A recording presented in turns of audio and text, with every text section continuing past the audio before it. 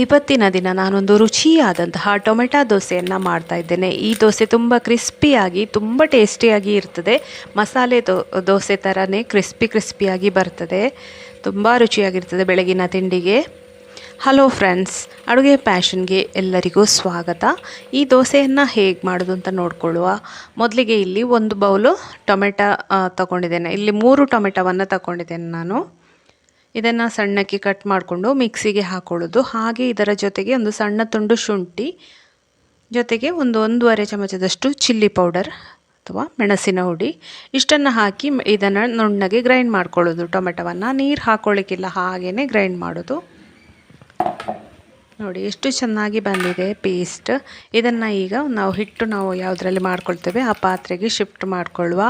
ಅದೇ ರೀತಿ ಮಿಕ್ಸಿ ಜಾರಿಗೆ ಕೂಡ ಸ್ವಲ್ಪ ನೀರನ್ನು ಹಾಕ್ಕೊಳ್ಳುವ. ಇದಕ್ಕೀಗ ಬೇಕಾದ ಇಂಗ್ರೀಡಿಯೆಂಟ್ಸ್ ಇನ್ನು ನೆಕ್ಸ್ಟು ಒಂದು 3/4 ಕಪ್ಪಷ್ಟು ರವೆ ಬೇಕು.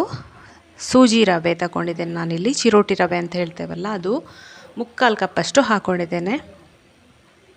ಅದೇ ಅಳತೆಯಲ್ಲಿ ನಾನು ಇಲ್ಲಿ ಅಕ್ಕಿ ಹುಡಿಯನ್ನು ತಗೊಂಡಿದ್ದೇನೆ, ಒಂದು 3/4 ಕಪ್ಪಷ್ಟು ಅಕ್ಕಿ ಹುಡಿ. ಸೇಮ್ ಅದೇ ಕಪ್ಪಲ್ಲಿ 3/4 ಕಪ್ಪು ಚಿರೋಟಿ ರವೆ, ಹಾಗೆ 3/4 ಕಪ್ಪು ಅಕ್ಕಿ ಹುಡಿ, ಹಾಗೆಯೇ 1/4 ಕಪ್ಪು ಗೋಧಿ ಹುಡಿ. ಇಷ್ಟನ್ನು ಹಾಕ್ಕೊಳ್ಳೋದು, ಚೆನ್ನಾಗಿ ಮಿಕ್ಸ್ ಮಾಡ್ಕೊಳ್ಳೋದು. ಇಲ್ಲಿಗ 1 ಕಪ್ ನೀರು ಹಾಕಿದೆ. ಹಾಗೆ ರುಚಿಗೆ ಎಷ್ಟು ಬೇಕು ಉಪ್ಪು ಅದನ್ನು ಹಾಕ್ಕೊಳ್ಳೋದು. ಈಗ ಇದನ್ನು ಚೆನ್ನಾಗಿ ಮಿಕ್ಸ್ ಮಾಡ್ಕೊಳ್ಬೇಕು, ಗಂಟಿಲ್ಲದ ಹಾಗೆ ಕಲಸಿಕೊಳ್ಬೇಕು. ಈ ದೋಸೆ ತುಂಬ ರುಚಿಯಾಗಿರ್ತದೆ, ಕ್ರಿಸ್ಪಿಯಾಗಿ. ಟೇಸ್ಟ್ ಅಂತೂ ಟೊಮೆಟೊ ಹಾಕೋದ್ರಿಂದ ಟೇಸ್ಟ್ ಒಂದು ಡಿಫ್ರೆಂಟಾಗಿ ತುಂಬ ಚೆನ್ನಾಗಿರ್ತದೆ. ಯಾವ ಮಸಾಲೆ ದೋಸೆಗೆ ಕೂಡ ಕಮ್ಮಿ ಇಲ್ಲ ಇದರ ಟೇಸ್ಟ್. ಹಾಗೆ ಇಲ್ಲಿ ಸ್ವಲ್ಪ ಕರಿಬೇವು ಹಾಗೆ ಕೊತ್ತಂಬರಿ ಸೊಪ್ಪನ್ನು ಕಟ್ ಮಾಡಿಕೊಂಡು ಹಾಕಿದೆ. ಕರಿಬೇವು ಹಾಕೋದ್ರಿಂದ ದೋಸೆಯ ಫ್ಲೇವರ್ ತುಂಬ ಚೆನ್ನಾಗಿರ್ತದೆ. ಹೋಟೆಲ್ ಸ್ಟೈಲ್ ಅಂದ್ರೆ ರವಾ ದೋಸೆ ಎಲ್ಲ ಬರುತ್ತಲ್ಲ, ಅದಕ್ಕಿಂತ ಕೂಡ ತುಂಬ ಚೆನ್ನಾಗಿರ್ತದೆ.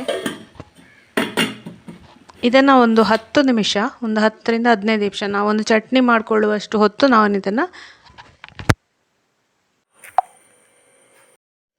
ಮುಚ್ಚಿ ಇಡಬೇಕು. ಅಂದರೆ ಚಿರೋಟಿ ರವೆ ಹಾಕಿದ ಕಾರಣ ಅದು ಸ್ವಲ್ಪ ನೆನೀಲಿ ಅಂತ. ಆಮೇಲೆ ಪುನಃ ಅದನ್ನು ಕಲಸಿಕೊಂಡು 1 ಕಪ್ಪಷ್ಟು ನೀರು ಹಾಕಿದೆ. ಇದಕ್ಕೆ ಒಂದು ಟೋಟಲ್ ಆಗಿ 3 ಕಪ್ಪಷ್ಟು ನೀರು ಬೇಕಾಗಿದೆ. ಹಾಗೆ ಮತ್ತು ಕನ್ಸಿಸ್ಟೆನ್ಸಿ ನೋಡಿಕೊಂಡು ದೋಸೆ ಹಿಟ್ಟಿನ ಅಂದಾಜಿಗೆ ನೀವು ನೀರನ್ನು ಹಾಕ್ಕೊಳ್ಬೋದು. ನೀವು ಎಷ್ಟು ಕ್ವಾಂಟಿಟಿ ಎಷ್ಟು ಹುಡಿ ತಗೊಂಡಿದ್ದೀರಿ ಅದರ ಆಧಾರದ ಮೇಲೆ ನೀರನ್ನು ಹಾಕ್ಕೊಳ್ಳೋದು. ಹಾಗೆಯೇ ಇದಕ್ಕೆ ಒಂದು ನೀರುಳ್ಳಿಯನ್ನು ಸಣ್ಣಕ್ಕೆ ಕಟ್ ಮಾಡಿಕೊಂಡು ಸೇರಿಸಿದ್ದೇನೆ. ಈರುಳ್ಳಿ ಹಾಕಿದರೆ ಫ್ಲೇವರ್ ತುಂಬ ಚೆನ್ನಾಗಿರ್ತದೆ.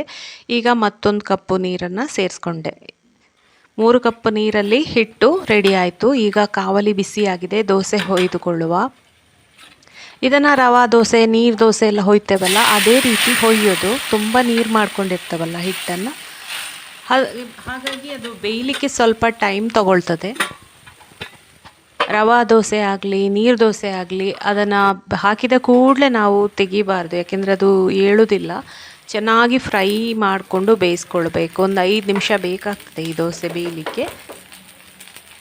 ಹಾಗೆಯೇ ಇದು ಮೆತ್ತಗೆ ಇರುವುದಕ್ಕಿಂತ ಕ್ರಿಸ್ಪಿಯಾಗಿ ಬಂದ್ರೇ ತುಂಬ ರುಚಿಯಾಗಿರ್ತದೆ. ಮಸಾಲೆ ದೋಸೆ ಹೋಟೆಲಲ್ಲೆಲ್ಲ ಕ್ರಿಸ್ಪಿಯಾಗಿ ಮಾಡಿಕೊಡ್ತಾರಲ್ಲ, ಹಾಗೆಯೇ ಇದು ಕೂಡ ತುಂಬ ಚೆನ್ನಾಗಿರ್ತದೆ. ಇದಕ್ಕೆ ನಾನಿಲ್ಲಿ ಪುದೀನ ಚಟ್ನಿನ ಮಾಡ್ಕೊಂಡಿದ್ದೇನೆ. ಪುದೀನ, ಹಸಿಮೆಣಸು, ಸ್ವಲ್ಪ ಹುಳಿ, ಸ್ವಲ್ಪ ಜೀರಿಗೆ ಎಲ್ಲ ಹಾಕ್ಕೊಂಡು ಒಂದು ಸೂಪರಾದ ಚಟ್ನಿನ ಮಾಡ್ಕೊಂಡಿದ್ದೇನೆ. ಈಗ ನೋಡಿ ನಮ್ಮ ಕ್ರಿಸ್ಪಿಯಾದ ಟೇಸ್ಟಿಯಾದ ಟೊಮೆಟೊ ದೋಸೆ ರೆಡಿ ಆಯಿತು. ನೋಡಿ ಹೇಗೆ ಬಂದಿದೆ ಅಂತ, ಕಲರೆಲ್ಲ ತುಂಬ ಕರ್ಕುರವಾಗಿ ಕ್ರಿಸ್ಪಿಯಾಗಿ ಬಂದಿದೆ. ಇದನ್ನು ಒಂದು ಬಟ್ಲಿಗೆ ಹಾಕ್ಕೊಳ್ತಾ ಇದ್ದೇನೆ.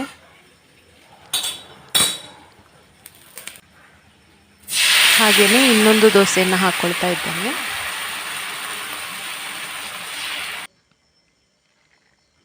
ಈ ದೋಸೆ ನೀರು ದೋಸೆ ಥರನೇ ಹೊಯ್ಯೋದು. ಹಾಗೆಯೇ ಸ್ವಲ್ಪ ಬೇಯಲಿಕ್ಕೆ ಮಾತ್ರ ಸ್ವಲ್ಪ ಟೈಮ್ ತಗೊಳ್ತದೆ. ಅದಕ್ಕೆ ಮಾತ್ರ ಗಡಿಬಿಡಿ ಮಾಡ್ಕೊಳ್ಬಾರ್ದು. ಅದನ್ನು ಎಬ್ಬಿಸಲಿಕ್ಕೆ ಸರಿಯಾಗಿ ಒಂದು ದೋಸೆ ಬೇಯುವಲ್ಲಿವರೆಗೆ ನಾವು ಕಾಯಬೇಕು, ಆಮೇಲೆ ಎಬ್ಬಿಸಬೇಕು.